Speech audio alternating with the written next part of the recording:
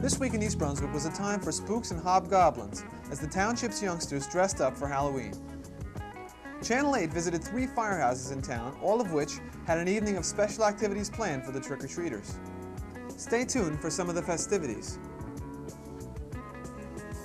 Later in today's program, we'll check on progress towards opening night for Hello Dolly at Playhouse 22.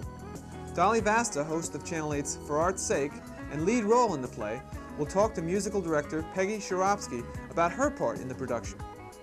And finally, Adrian Eisner will offer tips on how to start a non-profit organization.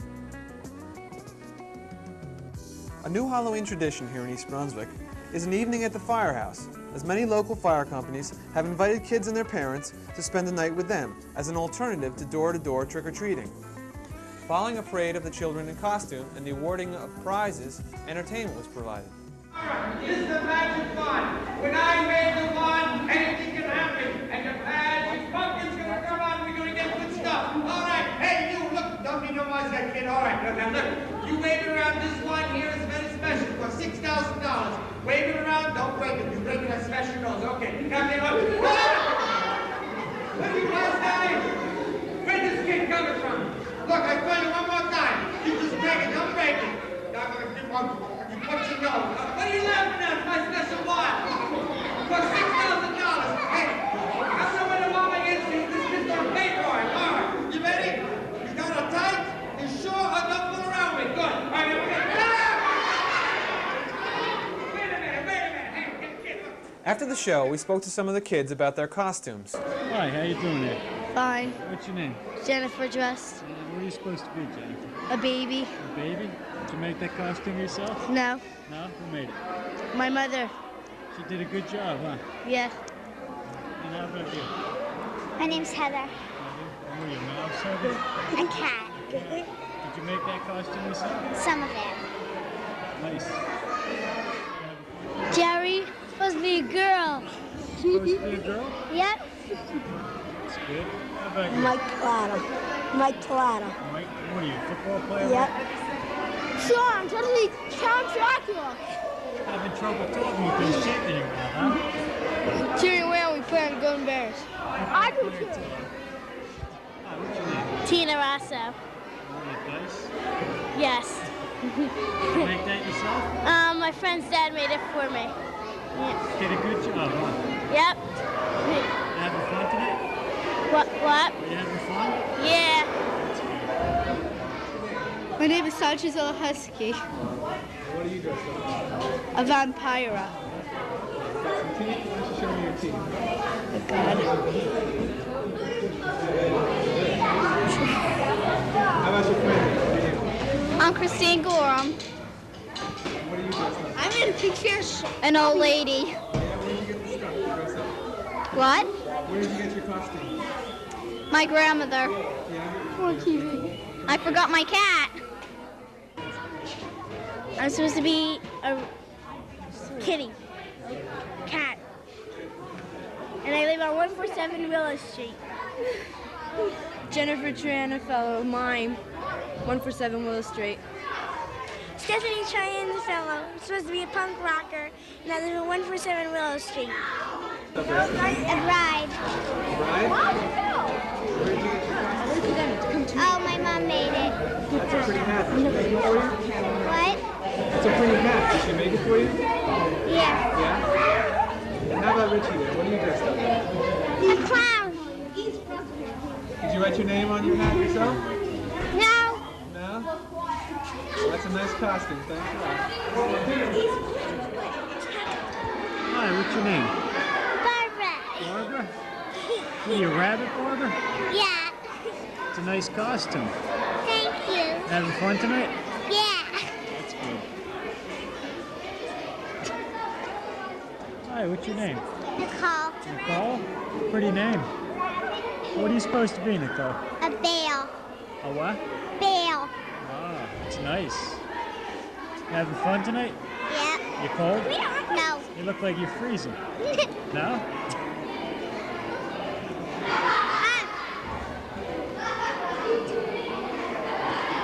Hi, what's your name? Michael. Michael? What are you, bleeding, Mike? Yeah. Huh? He's counting with the board on. Oh, I see. You look good, Mike. So what's your name? Adrian. Adrian, what are you, ballerina dancer? Yes. It's a pretty outfit, yeah. Man. Thank you. You having fun tonight? Yeah. That's good. How about your name? Heather. Heather? Are you a bunny rabbit? It's a nice costume. Thank you. Did your mom make it? Yeah. Your name? Nadia. Nadia? What are you, a rabbit? What? What are you, a rabbit? Yeah. And how about you? Cowboy. Guido. Who? Guido. Guido. A cowboy Guido? Yeah. Nice costume. Okay. What's your name, hon? Dana. Who? Dana. Dana. What are you, a witch? A wicked witch. Are you a witch? You having fun tonight? A wicked. Now, what's your name, hon? Aunt Snell. Stella? I know, you're a clown, eh? Yeah. That's a great looking outfit to have on. Thank you. Did you make it yourself? Then my mother made half of it. And you bought the other half? Yeah. Looks great. Thanks. You gonna win tonight? I don't know. Hope to, right? Having fun? Yeah. Well, I hope you win. Thank you. Take care. Later, we met Mayor Fox, who was visiting all the firehouses that evening. We asked him about this year's turnout. Well, it's not as heavy as it was last year. But then last year, the reason we started this was that there were quite a few scares about contaminated candy and people doing all kinds of crazy things. And it was also on a Sunday. So that I suspect that had a lot to do with the turnout. Although we've kept quite a few kids off the street and given them something a little more constructive to do than going around trick-or-treating. Do you expect this to become an annual event in East Brunswick? Well, I think that's at least in part up to the fire companies. Director Tom Terrell of Public Safety has been the overall coordinator, and the Recreation Department, Karen Burke, who's our recreation manager, and her staff have also participated, but we really depend on the fire companies for their houses and for the volunteers to run the events at each firehouse. Okay, thank you very much, Mayor Fox. Okay. Well, that's Halloween for another year. Now let's go next door from the Dunham's Corner Firehouse to Playhouse 22 to check on progress of the new play. Dress rehearsals are just beginning for a show that promises to be one of the biggest of the season, Hello, Dolly, at Playhouse 22. Channel 8 has been involved in this production from the beginning, as its leading lady, Dolly Vasta, is also host of For Art's Sake, a local arts program. This month's installment of For Art's Sake will be dedicated entirely to the making of Hello, Dolly, from its first rehearsal to opening night. Here's an excerpt from that program, in which Dolly talks to musical director Peggy Sharofsky about her role in the production. There's a question that I really wanted to ask you, which I think is very important. At least I think so. What is the first thought, or how do you deal with walking into the first rehearsal absolutely cold, not knowing anyone? Well, I think the most important thing, Dolly, in a first rehearsal, for me, when it seems to work for me, I feel most comfortable with it, is to make sure that the people understand that you are looking out for their best interest. You want to establish a rapport of trust. You want them to know that you have their best interest at heart at all times, and that you want to encourage them to do their best. And there are times you meet people who don't really know what their best is. And I try to bring that out so that when they're on stage, exposed, they'll be able to feel comfortable with what they're doing and feel good about themselves. And I can be in the back being very proud of it. I feel like they're like all my little chickens and my little That's chicks. right. I feel very proud of what's going on out front. It's really a very, I call it a parent relationship, oftentimes, with director, musical director, choreographer rather. They're really parent figures by the time we get halfway into rehearsals, because it's almost like a parent disciplining too and saying, hey, knock off the kibitzing around, you really have to sit down, work on this, let's stop playing games now. You have to know when to gauge, Right. when to offer criticism, when to give a lot of enthusiastic support and praise, reinforcing that praise. And you're quite right, it is. I never thought of it that way, but that's true.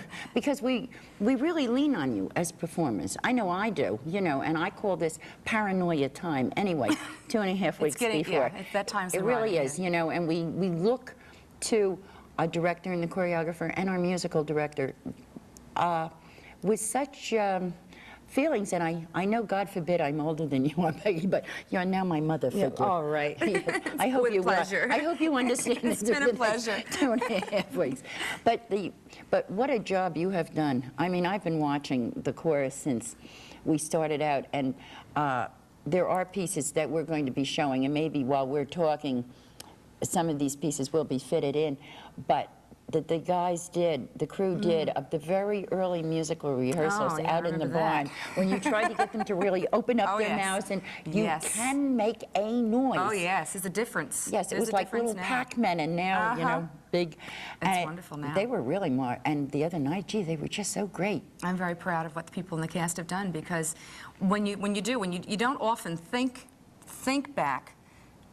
But in the final analysis, when you get to this point, if you're reminded of it, do you remember when, a specific instance, like the night that the fellas were taping for the first time? I do remember that evening specifically, and what that was like. And you're quite right. It's quite a difference, and I think that'll show tonight in the taping and the nights of the show. But the people who are seeing this particular program have the inside scoop as to what happens, what it sounded like then and what it sounds like now. Well, I don't think, too, people realize that a musical director really has the responsibility not only of teaching, but also of sitting back while it's in rehearsal as much as you can and saying, and worrying whether their voices are going to carry over the orchestra. We have yet to face that. Yes, that's the next biggie that will be coming in. That's right. And we have already gone through a lot of obstacles, and we've plowed our way through and come out on top, and of course that'll be the final one. But I know, you know, we all trust you and look to you. No, everybody will come out on top with this I'm group. sure. I'm certain. This group's been a real pleasure to work with. A lot of fun and you have to say that people. Because I'm going to twist your arm. No, she's really not making me do this. Really. Listen, we bought you a brand new piano. I don't know why you're griping. Wonderful. I know. Yeah. It's wonderful. Peg, listen, thanks. And I know you've got to get rehearsal started. Thank you. And before the director now starts to yell at all of us, right? Right, I'll see you. Take care. All right, thank you very much. I'll see you on stage in a all minute. right, in a few minutes. Right, right. Hello, Dolly will open Thursday, November 10th, and run through Saturday, December 11th. Tickets are going fast. In fact, 3 shows are already completely sold out. Performances will be on Thursday, Friday, and Saturday evenings at 8:30, and Sunday afternoons at 3. For further information, call 254-3939. Group rates are available. Of special note, the show's director is Joe Vasta, Dolly's husband, and a veteran of many larger musical comedies. And lighting will be supplied in part by Thomas Vasta, Dolly's son, so it's a real family affair. Others involved in the production are choreographer Maury Berman, set designer and builder Barbara Bauer, lighting designer Robert Mahler, and last but not least, sponsor J.P. Oakham. The cast come from all over New Jersey, and as you can see, are very enthusiastic. So for a night of foot-tapping fun in the old tradition of American musical comedy, plan to see Hello, Dolly. It starts next Thursday, November 10th, so call 254-3939 for further information. Unfortunately, I cannot offer you my usual lightning service today, as I have a previous appointment in Yonkers, New York, arranging the second marriage of Mr. Horace Van de Gelder, the well-known half-millionaire. As my late husband, Ephraim Levi, always said, that means he's got at least 60,000 cash. But I will do my best to see that you are carried across the threshold before the week is out. Now, may I...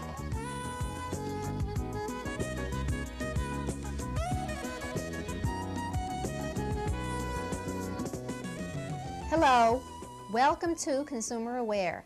I'm Adrienne Eisner of the East Brunswick Consumer Affairs Office. Recently, the state of New Jersey enacted a new law known as Title 15A, which is a comprehensive revision of previous laws regulating nonprofit corporations. As more and more people become involved as trustees, officers, and members of nonprofit organizations such as religious groups, civic bodies, and social action groups, social clubs as well, many are considering incorporating as nonprofit corporations.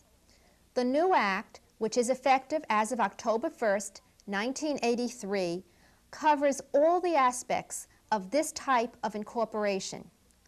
The primary benefit is that of securing limited liability for the officers and members.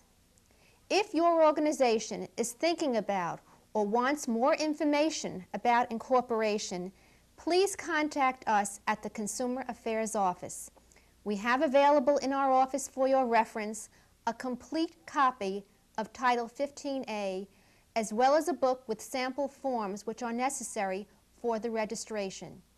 So if you have any questions or you just want some more information, please contact us at the East Brunswick Consumer Affairs Office, 390-6954, Monday through Friday, 9 a.m. until 1 p.m. And thank you for joining me on Consumer Aware.